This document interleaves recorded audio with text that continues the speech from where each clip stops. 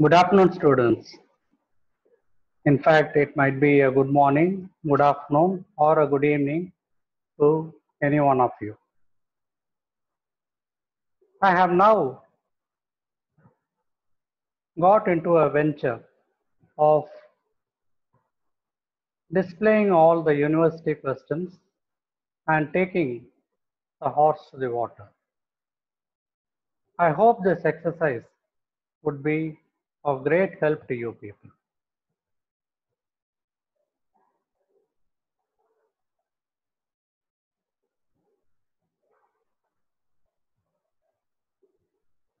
What we are seeing on the screen is a term that we had coined, rats in pathology, which means racing against time for students in pathology. The topic that we shall be taking first will be an aneurysm. And in this itself, you will be finding a lot of subdivisions are there, each one of which is being asked as a university question. The definition.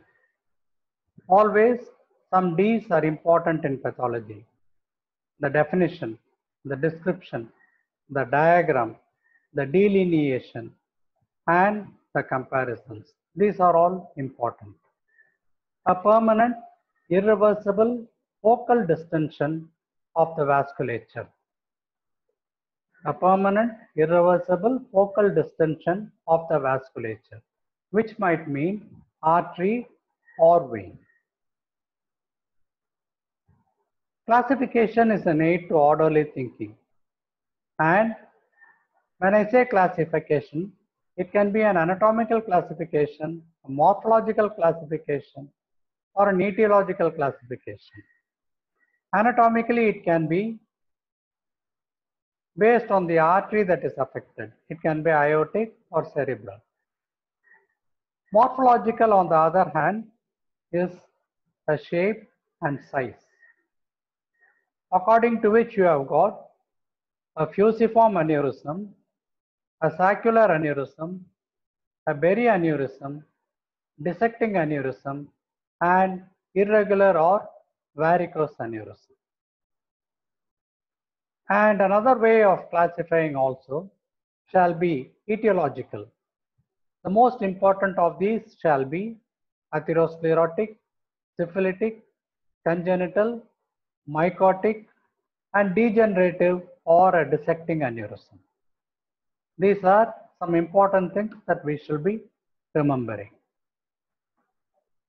The types of aneurysms are there on the screen for you people in a simplified diagrammatic form. A true aneurysm is one in which the sac-like distension is in communication with the lumen. The distension communicates with the lumen. This is called a true aneurysm. On the contrary, in a false aneurysm, there is no distension of the lumen, but there is a collection of blood in the perivascular space producing a distension. This is called a false aneurysm. The series of diagrams below indicate a true aneurysm. Here it is a unilateral bulge, which is called a saccular aneurysm. Saccular aneurysm. In another one, it is more or less spindle shaped, and we call it a fusiform aneurysm. Both of these are true aneurysms. In the dissecting aneurysm, you find that blood creeps into the vessel wall. That is a dissecting aneurysm. One of the most important types of aneurysms will be an atherosclerotic aneurysm, and that too a fusiform aneurysm. You people can appreciate the elliptical outline of this. It can be in the abdominal aorta or the thoracic aorta. It normally measures about 5 to 20 centimeters in diameter. and it can sometimes extend into the underlying iliac artery. This is a good diagrammatic form for you people to follow. A ovoid or an elliptical aneurysm which can be drawn. And here you find that it presses on the inferior vena cava. Posteriorly, it can be the abdominal aorta, the other blood vessels, etc.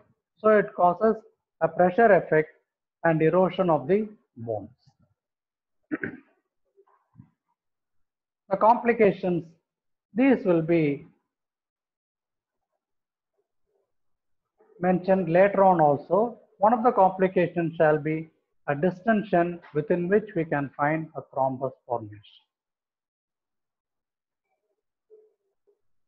Any guess what this one is? Look carefully. You are finding some alternate dark and light lines. Alternate dark and light lines. And this is a distended portion of the aorta.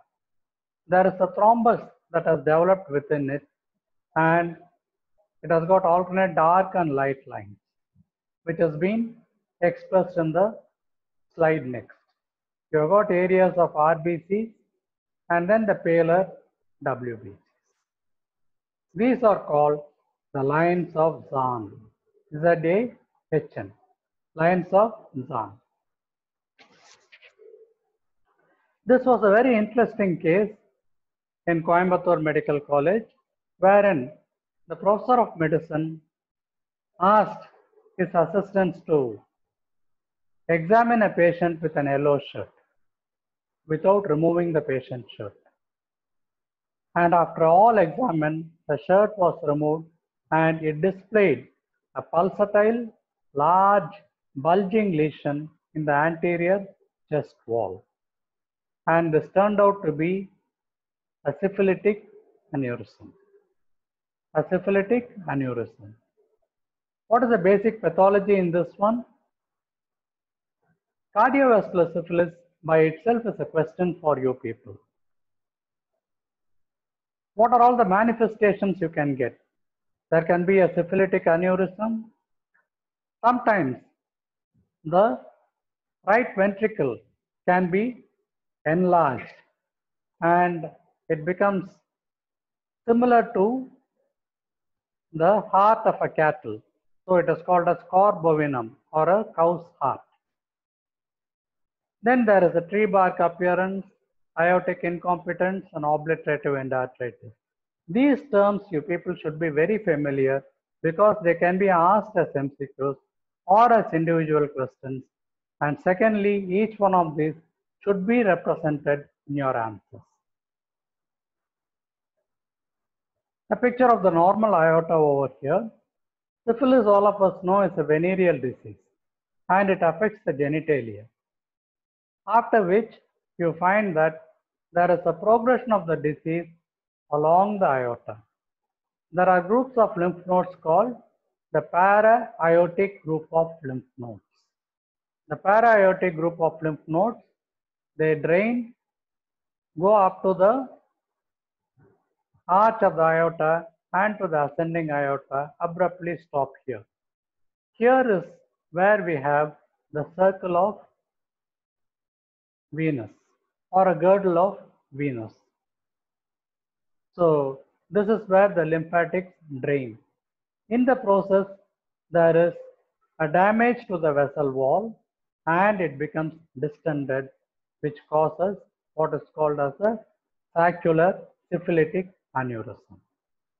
And also please remember, when there is going to be a distension of this artery, there is also a distension or the pulling apart of the aortic valve, which leads to an aortic incompetence. So what are all the lesions? Saccular aneurysm, aortic incompetence, and there can be a cor bovinum. Look at this picture over here. So this is the aorta, which can be identified by means of the ostia, but the inner surface is not smooth as normal. There has been a destruction of the media, and what we are seeing is the intima. The intima has collapsed. The collapsing of the intima, it leads to a wrinkled bark of a tree appearance. Bark of a tree is trunk of a tree, and that is exactly what we are seeing on the right side, a normal tree trunk. So this is bark of a tree appearance in syphilis.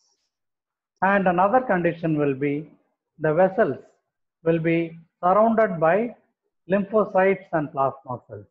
We call it as a perivascular cuffing, and the lumen becomes obliterated, a condition called obliterative endarteриtis. Classical of syphilis, obliterative endarteриtis. Another aneurysm that we should have in mind will be the berry aneurysm, very frequently asked as a university question.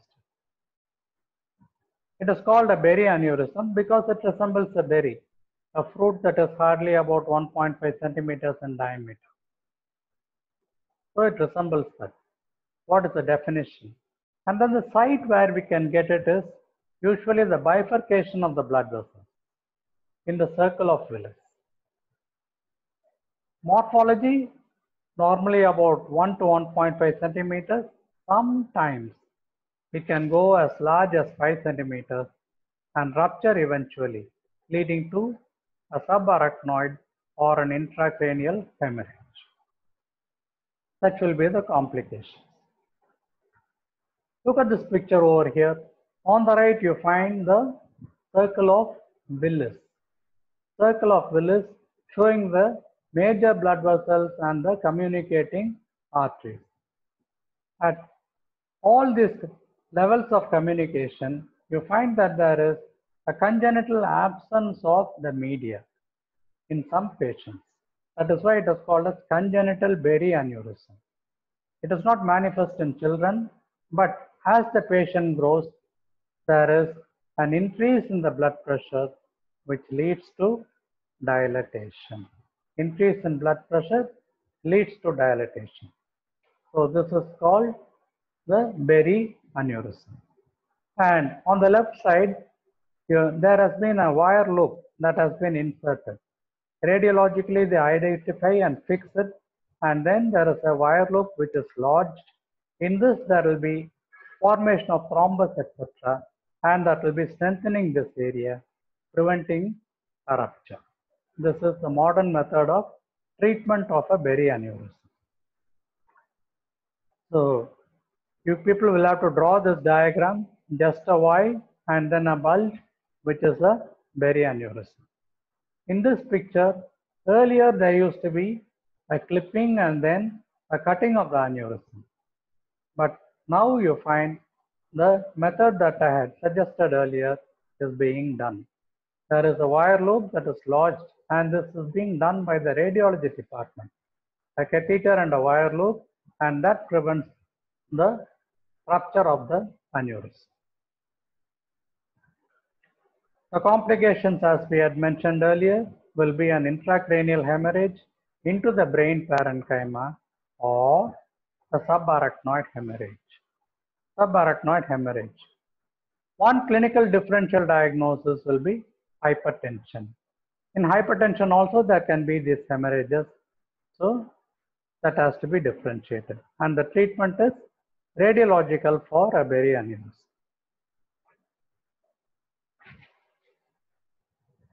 The fourth type of aneurysm is the dissecting aneurysm. Robbins and other books say that dissecting aneurysm is a misnomer and it is better expressed as a dissecting hematoma. However, you find that the term dissecting aneurysm is still prevalent.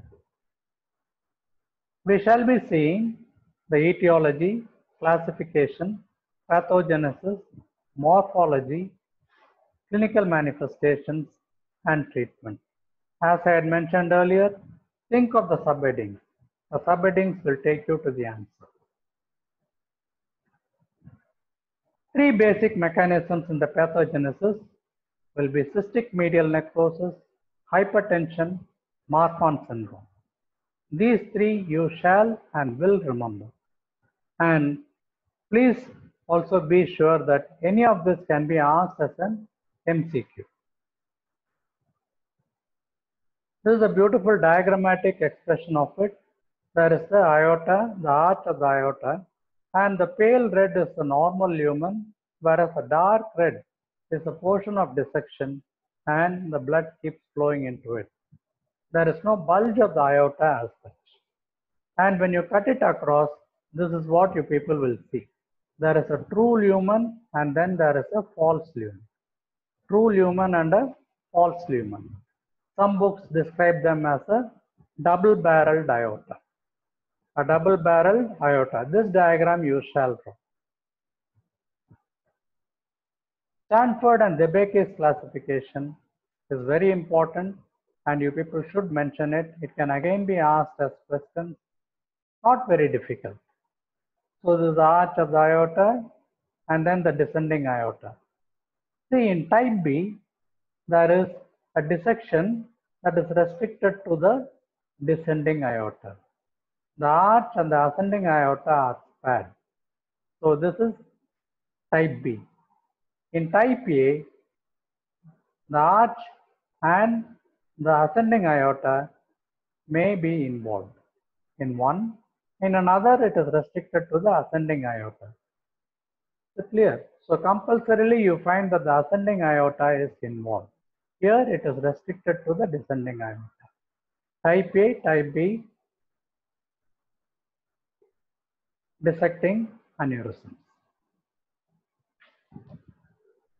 So this is a little difficult, but I am finding fine lines over here, black lines which are regular, parallelly arranged. These are the elastic fibers normally found in the vessel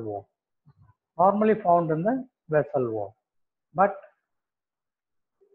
this is what happens in the case of cystic medial necrosis or a Marfan syndrome. You find that there is a rupture of it because of the defective collagen and elastic fibers. And so there is a weakness.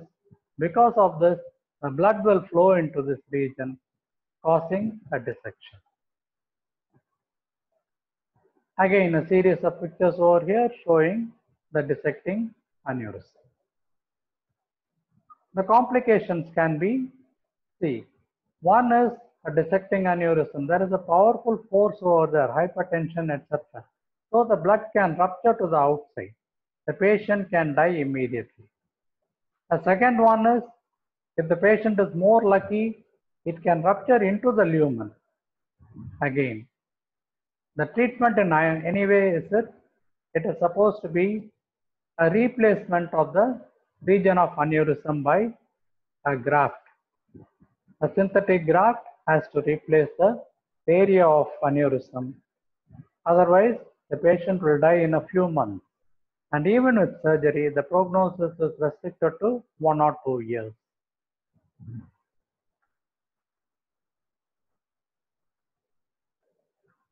Eucharistopoli. Please try to find out the meaning of this. In the meantime, what we had seen in today's class is the definition of aneurysm, the classification of aneurysm, the different types of classifying the aneurysm, and each of these types which can be asked by a question by itself. The dissecting aneurysm, the berry aneurysm, syphilis of course, all the manifestations of it, and why it is causing only the aortic incompetence, bark of a tree appearance. All these are questions which you people shall remember. I request you people to kindly send me a feedback or a note of encouragement. Thank you one and all.